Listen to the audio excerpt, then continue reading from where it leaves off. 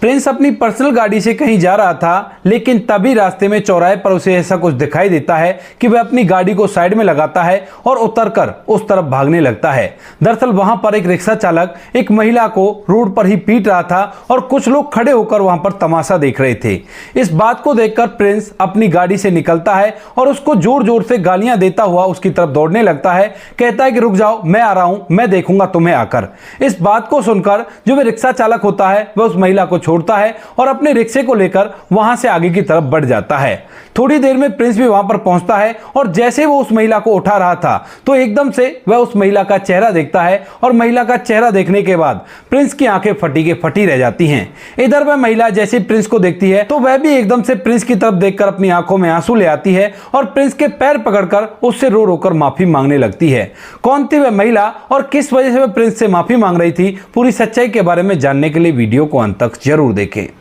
बिहार के पटना के पास ही के एक गांव में एक शादीशुदा जोड़ा रहा करता है, जिसमें लड़के का नाम प्रिंस होता है और लड़की का नाम होता है सलोनी। प्रिंस और सलोनी जिनकी अभी अभी शादी हुई है और प्रिंस के घर में उसकी माँ भी है। प्रिंस एक कंपनी में नौकरी किया करता है, जिससे वह इतने पैसे तो कमा ही लेता है जिससे घर का गुजारा चल जाता है। वो लोग बड़े ही खुश होते हैं क्योंकि यहाँ पर माँ बच्चों को बड़ा ही लाड़ चाप किया करती और यहाँ पर जो प्रिंस होता है वह अपनी पत्नी सलोनी को बहुत ज्यादा प्यार किया करता है। धीरे धीरे समय बीत रहा था और समय के साथ साथ अचानक से इस परिवार की मुखिया जो बुजुर्ग महिला यानी कि प्रिंस की मां होती है, उसकी एक बीमारी के चलते मौत हो जाती है और उसके बाद परिवार के अंदर केवल 2 सदस्य रह गए थे। अब जब मां घर के अंदर रहा करती थी तो उस टाइम पर प्रिंस जब ड्यूटी के लिए जाया करता तो उसे कैसी भी चिंता नहीं रहा करती थी, लेकिन जब मां घर पर नहीं है तो उसके बाद प्रिंस सोचने लगता है कि क्यों ना मैं अपनी पत्नी को एक मोबाइल फोन दिला देता हूं, जिससे कभी भी दिन में अगर उसे परेशानी हो तो वो मुझे फोन करके उस बात को बता सकती है।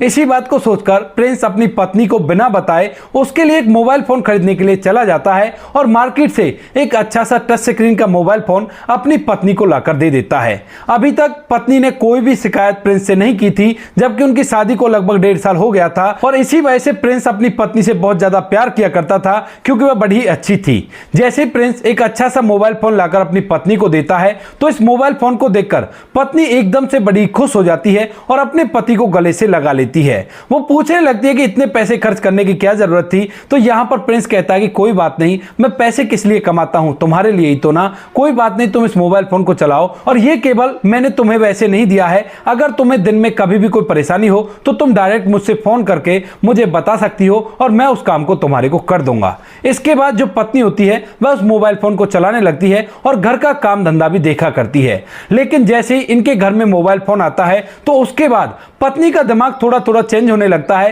क्योंकि मोबाइल फोन पर वह सोशल मीडिया पर अकाउंट बनाती है और वहां पर दुनिया की चकाचौंध को देखती है। उसकी वो सहेलियां जो उसके साथ कॉलेज में पढ़ा करती थी या स्कूल में पढ़ा करती थी, वो सभी बहुत अच्छी लाइफ जी रही हैं और उनके फोटो और वीडियोस देखकर इसका दिमाग भी अलग तरह से काम करने लगता है। स्टार्टिंग में तो जो यहाँ पर सलोनी होती है वह प्रिंस से अलग तरह की बातें करती है, लेकिन प्रिंस इन बातों को इग्नोर करता है। लेकिन धीरे धीरे चल के जो सलोनी होती है वह प्रिंस से छोटी छोटी बातों को लेकर लड़ाई करने लगती है और उससे कहने लगती है कि तुम क्या करते हो, तुम कुछ भी नहीं करते और दुनिया देखो कितनी आगे निकल गई है। प्रिंस इन बातों को समझ नहीं पाता है और कुछ दिन तक और ऐसे समय बीतता है। लेकिन अब तो जो सलोनी होती है वह जब भी प्रिंस ड्यूटी से आया करता तो उसको खाने देने तक से भी मना कर देती है और जब प्रिंस उससे कारण पूछता है तो कह देती है कि तुमको इतना पैसा नहीं कमाया करते जो तुम्हारी हाजिरी में ठाड़ी रहूं, किचन में खाना बनाकर रख दिया है उसको खा लो। यह बातें अब प्रिंस को बुरी लगने लगती हैं और तभी एक दिन जो प्रिंस होता है वो सुबह सुबह उठकर अपनी पत्नी को बुलाकर अपने पास बिठाता है। पत्नी मुंह को चढ़ाकर उसके पास तो बैठ जाती है और कहने लगती है कि बताओ क्या है। तो यहां पर जो प्रिंस होता है बड़े ही शांत स्वभाव से अपनी पत्नी से कहने लगता है कि सलोनी देखो, परिवार के अंदर और कोई नहीं है, हम दोनों ही हैं, तो क्यों ना हम दोनों अपने जीवन को अच्छी तरह से व्यतीत करें। इस तरह से एक दूसरे से झगड़ा करने से कोई फायदा नहीं है। अब इन बातों को सुनकर जो सलोनी होती है वो कहने लगती है कि मैं कहां झगड़ा करती हूं, तुम ही ऐसे काम किया करते हो जिनसे मुझे गुस्सा गुस्सा आ जाता है। लेकिन यहाँ पर प्रिंस पूरे मामले को समझ चुका था कि कोई ना कोई बात है जिस वजह से सलोनी इस तरह का बिहेव उसके साथ कर रही है। तो इसी वजह से वह कहने लगती है कि देखो ऐसी कोई बात नहीं है, पहले भी मैं इसी तरह से रहा करता था, लेकिन पहले तो तुमने ऐसा कुछ भी नहीं किया था। अब ऐसा क्या हो गया जो तुम इस तरह से मुझसे बात किया करती हो? कोई भी बात है तुम सीधा सीधा मुझे बता दो और उस बात को सुनकर उसका सॉल्यूशन मैं निकाल दूंगा, कोई भी दिक्कत नहीं है। इस बात को सुनने के बाद जो सलोनी होती है वह कहने लगती है कि ठीक है, अगर तुम सुनना ही चाहते हो तो मैं तुम्हें बता देना चाहती हूं। देखो मेरी जितनी भी सहेलियां हैं वो बहुत ही अच्छी लाइफ जी रही हैं और तुम बहुत कम पैसे कमाया करते हो। उन पैसों से जैसे तैसे करके हमारा घर का गुजारा हुआ करता है और कपड़े के नाम पर हम सेल में से कपड़े खरीदा करते हैं। तो ये कोई जिंदगी नहीं है, मुझे भी अच्छी जिंदगी जीनी है और तुम कोई बड़ा काम करो जिससे हम ज्यादा पैसे कमाएं और मैं भी एक लग्जरी लाइफ जी सकूं। इस बात को सुनकर जो प्रिंस होता है वो मुस्कुराने लगता है और कहता है कि सलोनी ये क्या कर रही हो? जो तुमसे ऊपर है उनको ही देख रही हो, कभी अपने से नीचे वालों को भी देखो। कम से कम हमें 2 वक्त की रोटियां तो मिल रही हैं। कुछ लोग तो ऐसे हैं जिनकी सर पे छत नहीं है और फुटपाथ के किनारे उन्हें अपना समय व्यतीत करना पड़ता है। इस बात को सुनकर जो सलोनी होती है वो थोड़ी देर तक सोचती है और कहती है कि उनकी होड़ क्यों करनी, उन बड़े वालों की करो ना जिससे हम अच्छा पैसा कमाएं और जिंदगी अच्छी तरह से व्यतीत हो। तो प्रिंस अपनी पत्नी को समझाने लगता है, कहता है कि ऐसा नहीं किया करते, ऊपर वाला होता है देने वाला और वो जितना हमें देता है उसको हमें स्वीकार करना चाहिए। कभी भी ऐसा नहीं सोचना चाहिए कि हमें ऐसा करना चाहिए, ऐसा करना चाहिए। उसको जितना देना होता है उतना ही देता है। अगर मैं जैसे तैसे करके कुछ पैसे इधर उधर से कमा भी लूं तो हो सकता है कि घर के अंदर कोई ऐसी बीमारी आ जाए या कोई ऐसी आफत आ जाए जिसके लिए वो सारे पैसे खर्च हो जाए, क्योंकि जब ऊपर वाला हमें धन देना चाहता है तभी वो हमें धन देता है। अब इस बात को सुनकर सलोनी चुपचाप तो रह जाती है, लेकिन उसके दिमाग में एक भी बात नहीं बैठी थी जो कुछ भी उसका पति कह रहा था। इसके बाद जो सलोनी होती है अपने इसी रवैये को जारी रखती है और यहां पर प्रिंस उसकी बातों को चुप लगाता रहता है। लेकिन एक दिन प्रिंस के ऑफिस में कुछ कहासुनी हो गई थी और उस कहासुनी को लेकर उसका दिमाग काफी ज्यादा खराब होता है। अब जैसे ही शाम के समय अपने घर लौटता है तो पत्नी का वही रवैया होता है और जब प्रिंस उसे खाना लाने के लिए कहता है तो पत्नी कह देती है कि तुम कोई कहीं के महाराजा नहीं हो, अपने आप खाना लेकर खा लो, किचन में बना हुआ रखा है। वह तो अपने फोन पर लगी हुई थी। अब यह बात प्रिंस से सहन नहीं होती और वह चिल्ला चिल्लाकर अपनी पत्नी को धमकाने लगता है। जब सलोनी को प्रिंस धमकाता है तो उसके बाद जो पत्नी होती है वह भी उससे उल्टी कहासुनी करने लगती है और इसी दौरान प्रिंस को एकदम से जोर से गुस्सा आ जाता है और वह एक जोरदार चाटा अपनी पत्नी को लगा देता है। जैसे प्रिंस ने सलोनी को चाटा मारा था तो उसके बाद सलोनी को गुस्सा आ जाता है और वह फौरन से अपना सामान पैक करती है और यहां से बैग लेकर सीधा अपने मायके चली जाती है, जहां पर उसका एक बड़ा भाई है, उसकी भाभी है और उसके माता पिता भी हैं। अब तक माता पिता ने भी उसको पूरा सपोर्ट किया था और इसी वजह से वह रूठकर मायके चली गई थी। सलोनी यहां से जाती हुई सोच रही थी कि अब मैं जब आऊंगी जब ये अच्छे पैसे कमाने लगेंगे और मुझे एक अच्छी लाइफ देंगे, उससे पहले मैं बिल्कुल भी नहीं आऊंगी। अब प्रिंस अब तक अपनी पत्नी के व्यवहार से काफी ज्यादा परेशान हो चुका था और इसी वजह से वह भी नाराज होकर घर पर बैठ जाता है। सलोनी अपने मायके में बैठी रहती है, प्रिंस अपने घर पर बैठा रहता है, लेकिन इसका कोई भी हल नहीं निकलता। और जब सलोनी को मायके में रहते हुए लगभग 3 महीने बीत जाते हैं तो उसी दौरान सलोनी की मुलाकात सोशल मीडिया पर एक विराज नाम के लड़के से होती है। विराज जिसकी सोशल मीडिया अकाउंट पे सारी जो फोटो थी वो काफी ज्यादा लग्जरी लाइफ को दर्शाती थी और जैसे ही यहां पर सलोनी विराज की सोशल मीडिया की फोटोज को देखती है तो एकदम से उसकी लाइफ को जीने का सपना देखने लगती है। जब पति से वो दूर है तो उसके बाद वह विराज से प्यार भरी बातें करने लगती है और जो विराज होता है वह भी उसे अपने झूठी साची बातों में फंसा लेता है और कहता है कि मेरे पिता के पास ढेर सारा रुपया पैसा है और मुझे काम करने की जरूरत ही नहीं पड़ती। इन बातों को सुनकर जो सलोनी होती है वह उससे और भी ज्यादा प्यार भरी बातें करती है और उससे शादी तक के वादे करा लेती है। अब विराज उससे शादी के वादे कर देता है और कहता है कि कोई बात नहीं, तुम ऐसा करो, अगर तुम्हारे पति से तुम्हारा झगड़ा चल रहा है तो तुम उसको तलाक दे दो और उसके बाद मैं तुमसे शादी कर लूंगा। इस बात को सुनकर सलोनी अपने पति को तलाक देने के लिए तैयार हो जाती है और इसके बाद एक दिन अपने माता पिता से कहने लगती है कि माँ बाबूजी मुझे अपने पति को तलाक देना है। अब इस बात को सुनकर जो सलोनी की माँ उसे बहुत ज्यादा सपोर्ट किया करती थी, उसके पिता भी सपोर्ट किया करते थे, वो एकदम से सन्न रह जाते हैं और कहने लगते हैं कि बेटी ये तुम कैसा फैसला ले रही हो। तो बेटी कहती है कि नहीं पिताजी मैंने फैसला ले लिया है और मुझे अब उस कंगाल व्यक्ति के साथ बिल्कुल भी नहीं रहना, क्योंकि वो तो जिंदगी में कभी भी ज्यादा पैसे नहीं कमाएगा और मुझे जिंदगी एक बार मिली है, मैं अपनी जिंदगी को ऐसे बर्बाद नहीं कर सकती। मैं उसे तलाक देकर किसी और लड़के से शादी करूंगी और उसी के साथ अपने जीवन को व्यतीत करूंगी। माता पिता उसे समझाने की कोशिश करते हैं, लेकिन यहां पर जो सलोनी होती है वह उन्हें विराज के बारे में सब कुछ बता देती है और कहती है कि मैंने लड़के से बात कर ली है और वो बहुत ही अच्छा लड़का है और ढेर सारा रुपया पैसा उसके पास है, तो मैं उससे शादी करूंगी इसको तलाक देने के बाद और अपनी जिंदगी को अच्छी तरह से व्यतीत करूंगी। जब माता पिता उसे समझा समझाकर थक जाते हैं तो वो लोग भी कह देते हैं कि ठीक है बेटी, तेरी जिंदगी है, तू जैसा चाहे वैसा कर सकती है और हम तुम्हें इस बात में बाध्य नहीं कर सकते। इसके बाद माता पिता उसके तलाक की प्रक्रिया को आगे बढ़ाते हैं और यहां पर यह बात जैसे प्रिंस को पता चलती है तो वह फौरन से अपने ससुर के पास जाते हैं, जो कि मार्केट के अंदर एक परचून की दुकान चलाया करते थे, और वहां पर जाकर उससे बात करने लगते हैं। कहते हैं कि ससुर जी, आप अपनी बेटी को समझाओ ना, वो ऐसा ना करे और इस तरह से तलाक देने से क्या फायदा होता है। तो उसके बाद जो यहां पर प्रिंस का ससुर होता है वो उसको पूरी कहानी बता देता है। कहता है कि बेटा, बेटी ने मन बना लिया है कि वो किसी लड़के से शादी करेगी और उसके साथ ही अपने जीवन को व्यतीत करेगी, और वह लड़का काफी ज्यादा अमीर है, इसी वजह से वो तुझे तलाक देना चाहती है और वो तुम्हारी एक भी नहीं सुनेगी। इस बात को सुनकर प्रिंस को दुख तो बड़ा ही होता है, क्योंकि वह अपनी पत्नी सलोनी से प्यार किया करता था, लेकिन यहां पर फिलहाल उसे गुस्सा भी आता है कि उसकी पत्नी जिससे उसने प्यार किया था वह किसी और लड़के के लिए उसे तलाक देना चाहती है। तो इसी वजह से प्रिंस भी खुशी खुशी उसे तलाक देने के लिए तैयार हो जाता है और इसके बाद दोनों का तलाक हो जाता है। गुस्से में दोनों का तलाक तो हो गया था, लेकिन जब उसकी पत्नी से उसका तलाक हो जाता है तो प्रिंस को बहुत ही सूना सूना घर लगता है और उसे वो सारी बातें याद आया करती हैं जब उन दोनों ने एक साथ अच्छे पल बिताए थे। इस घर के अंदर खेलते कूदते उन्होंने अपना समय व्यतीत किया था। लेकिन प्रिंस उस बात को सोचकर और भी ज्यादा गुस्से में हो जाता है और इसके बाद अपनी जिंदगी को अकेले ही जीने का फैसला करता है। इसके बाद जो प्रिंस होता है, जब उसे यहां पर बार बार अपनी पत्नी की याद आया करती है तो उसके बाद वह इस गांव को छोड़कर पटना में जाकर शिफ्ट हो जाता है, जहां पर उसकी कंपनी थी, और वहीं पर ओवरटाइम करके काम करने लगता है। अब उसे घर जाने की कोई भी जल्दी नहीं हुआ करती है, क्योंकि पहले तो उसकी पत्नी थी जो घर पर उसकी राह देख रही होती थी, उसके लिए वो जल्दी जाया करता था, लेकिन अब फिलहाल उसका कोई भी नहीं है और वह दिन रात एक करके अपनी नौकरी में मेहनत करने लगता है।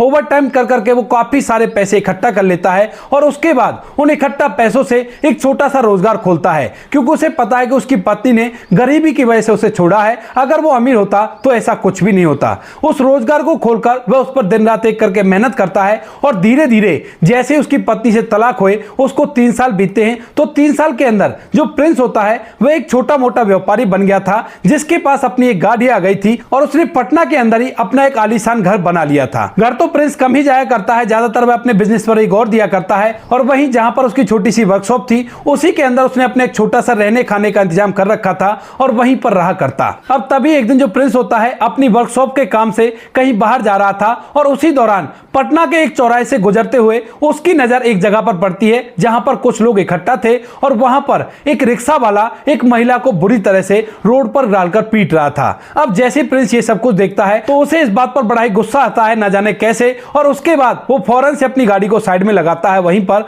और रोड क्रॉस करके उस तरफ दौड़ने लगता है। वह दूर से ही आवाज लगाता हुआ उससे कह रहा था कि रुक जाओ, मैं आ रहा हूं और मैं बताता हूं तुम्हें किस तरह से महिला पर हाथ उठाया करते हैं। उसे लग रहा था कि ये उसकी पत्नी है और ये इसे बीच सड़क पर पीट रहा है, भले इनके घर का मामला हो तो इन्हें घर के अंदर निपटाना चाहिए। यही सोचकर प्रिंस उसकी तरफ दौड़ने लगता है और जैसे वो रिक्शा वाला प्रिंस को जोर जोर से चिल्लाते हुए उसकी तरफ दौड़ते हुए देखता है और प्रिंस के चेहरे पर गुस्सा देखता है तो एकदम से वो छोड़कर रिक्शे में बैठकर वहां से चला जाता है और वह महिला जमीन पर पड़ी पड़ी रो रही थी। इसके बाद प्रिंस उस महिला के पास जाता है और सबसे पहले उन लोगों को खरी खोटी सुनाने लगता है जो यहां पर खड़े होकर इस महिला को इस हालत में देख रहे थे, और कहने लगता है कि तुम्हारी इंसानियत पूरी तरह से मर गई है क्या? तुम लोग वीडियो बनाने पर जोर दे रहे थे, किसी की भी हिम्मत नहीं हुई कि इस महिला को बचा लिया जाए। इस तरह से कौन करता है भला? वो लोग इस बात को सुनकर अपना सर नीचे की तरफ कर लेते हैं और उसके बाद जो प्रिंस होता है वह अपना हाथ आगे बढ़ाता है और उस महिला से खड़ा होने के लिए कहता है। इसके बाद वह महिला जो जमीन पर पड़ी पड़ी रो रही थी वह एकदम से ऊपर की तरफ देखती है और अपना हाथ आगे की तरफ करके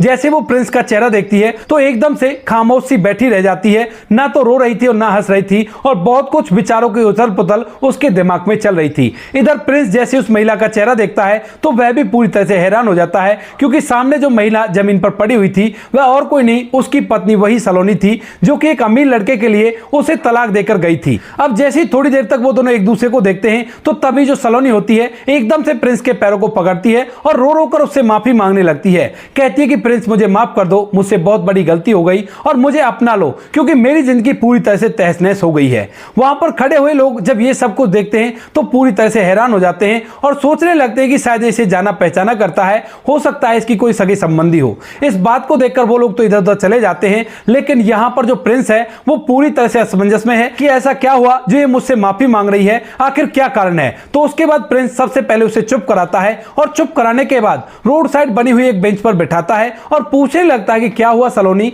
तुम इस हालत में ऐसी कैसे, और ये कौन था जो तुम पर पिटाई लगा रहा था। तो उसके बाद सलोनी रोते हुए अपनी पूरी कहानी बताने लगती है उसके बाद की। वह कहती है कि प्रिंस, जब तुमने मुझे स्मार्टफोन दिया था तो सोशल मीडिया पर दूसरों की लाइफ को देखकर मैं पूरी तरह से अपने दिमाग को खराब कर चुकी थी और मुझे भी लग रहा था कि मुझे भी ऐसी जिंदगी जीनी चाहिए। उसके बाद मैंने तुमसे लड़ाई की और लड़ाई करने के बाद तुमसे अलग रहने लगी, लेकिन जब मैं अलग रहा करती थी तो उसी दौरान सोशल मीडिया पर मेरी मुलाकात एक विराज नाम के लड़के से होती है, जिसकी लाइफस्टाइल को देखकर मैं पूरी तरह से उससे शादी करने के सपने देख चुकी थी। इसके बाद उसने कहा था कि तुम अपने पति से तलाक ले लो और उसके बाद हम दोनों शादी करेंगे, और ऐसा ही मैंने किया। लेकिन जब मेरा और तुम्हारा तलाक हो गया था और उसके बाद मैं उससे शादी के लिए कह रही थी तो वो तरह तरह के बहाने लगा रहा था, और तभी एक दिन जब मैं अपने माता पिता के साथ पटना में आती हूं तो उसी दौरान मेरी मुलाकात उस लड़के से होती है, लेकिन वह जैसा सोशल मीडिया पर दिख रहा था वैसा बिल्कुल भी नहीं था। वह तो रिक्शा लेकर चौराहे पर घूम रहा था और मैं उसी चौराहे पर खड़ी हुई थी। उसके बाद पहले तो मुझे विश्वास नहीं हुआ,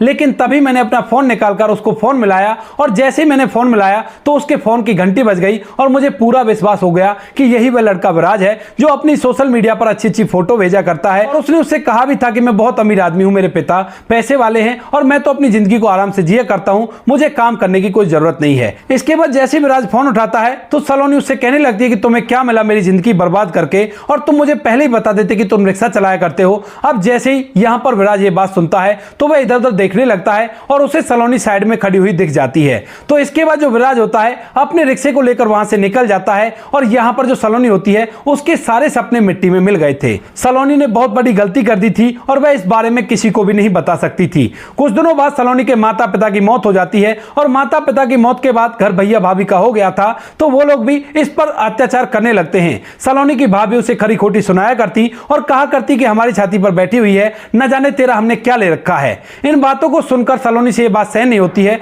और इसी वजह से जो सलोनी होती है अपनी पढ़ाई के बेस पर एक नौकरी लगती है और पटना के अंदर ही रहकर अपना बचा कुचा जीवन व्यतीत करने की कोशिश करती है। वह यहीं पर रहा करती है, वहां पर नौकरी किया करती है, और धीरे धीरे समय बीत रहा था। उसे प्रिंस की बहुत याद आती है और वह प्रिंस को ढूंढने के लिए गांव में गई भी थी, लेकिन गांव से जो प्रिंस है वह शहर में शिफ्ट हो गया था, और इसके बाद वह अपने कर्मों को कोसने लगती है। लेकिन फिर भी वह हिम्मत करके अपनी जिंदगी को जीती है और यहां पर रहकर अपना काम किया करती है। अब तभी एक दिन अचानक से जब सलोनी चौराहे पर खड़ी हुई थी तो उसी दौरान उसी चौराहे पर जो विराज होता है वह रिक्शा लेकर आता है और उसका चेहरा दूसरी तरफ था, लेकिन सलोनी ने उसे देखते ही पहचान लिया था। और इसके बाद एकदम से जो सलोनी होती है उसके गिरबान पकड़कर उससे कहने लगती है कि तुझे क्या मिला मेरी जिंदगी को बर्बाद करके, और तूने तो मेरी जिंदगी को नरक बना दिया। अब जैसे ही विराज सलोनी को देखता है तो उसकी आंखों का गुस्सा उसे साफ साफ दिखाई देता है और वह उसे छोड़ने के लिए कहता है, लेकिन सलोनी ने बुरी तरह से उसके गिरबान को पकड़ लिया था और छोड़ने का नाम नहीं ले रही थी। इसके बाद जो विराज होता है वह ना चाहते हुए सलोनी पर हाथ उठाता है और उसे जोर जोर से पीट पीट कर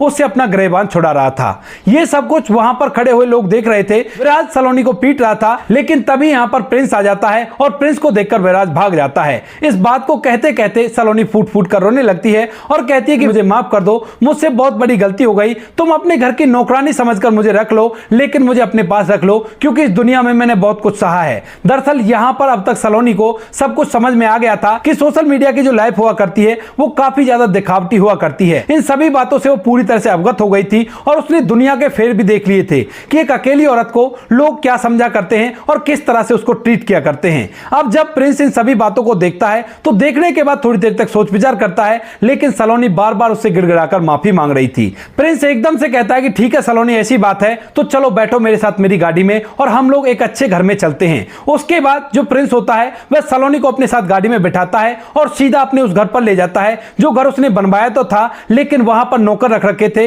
जो घर की साफ सफाई को कर दे, लेकिन कभी भी आकर उसमें रहा नहीं था। अब जैसे ही सलोनी इतने बड़े घर को देखती है तो एकदम से उसकी आंखें फटी के फटी रह जाती हैं और वो पूछने लगती है कि प्रिंस ये सब कुछ कैसे। तो उसके बाद प्रिंस उसे अपनी जर्नी भी बता देता है और कह देता है कि ये तुम्हारी वजह से हुआ था, इसी वजह से मैं तुम्हें अपने साथ रख रहा हूं, लेकिन ये कतई मत समझना कि मैं तुम्हें पहले जैसा प्यार कर सकता हूं। सलोनी काफी ज्यादा मायूस होती है, लेकिन फिर भी उसे एक आश्रय मिल गया था और वो जैसे तैसे करके अपने पति को मना ही लेगी। इसके बाद सलोनी और प्रिंस उस घर में रहने लगते हैं, लेकिन दिन पे दिन उन दोनों के बीच में प्यार दोबारा से उमड़ आता है और फिलहाल के समय में सलोनी और प्रिंस अपनी जिंदगी को अच्छी तरह से जी रहे हैं। उनको एक लड़का भी हो गया है, जिस बच्चे को पाकर वो दोनों बड़े ही खुश हैं। तो दोस्तों ये थी आज की कहानी। आपको जैसी भी लगी हो कमेंट सेक्शन में बता देना। वीडियो अगर अच्छी लगी हो तो वीडियो को लाइक और चैनल को सब्सक्राइब जरूर करें, ताकि हमें थोड़ा सा हौसला मिल सके आप लोगों के लिए ऐसे अच्छे वीडियो बनाने के लिए। इन कहानियों को सुनाने का उद्देश्य किसी को परेशान करना बिल्कुल भी नहीं है। ये कहानी आपको इसलिए सुनाई जाती है ताकि आप लोग इन कहानियों में से कुछ ना कुछ सीख सको और अपने जीवन में उस चीज को अप्लाई कर सको। मिलते हैं किसी नेक्स्ट वीडियो में नए टॉपिक के साथ। तब तक के लिए जय हिंद, जय भारत, जय हिंदुस्तान।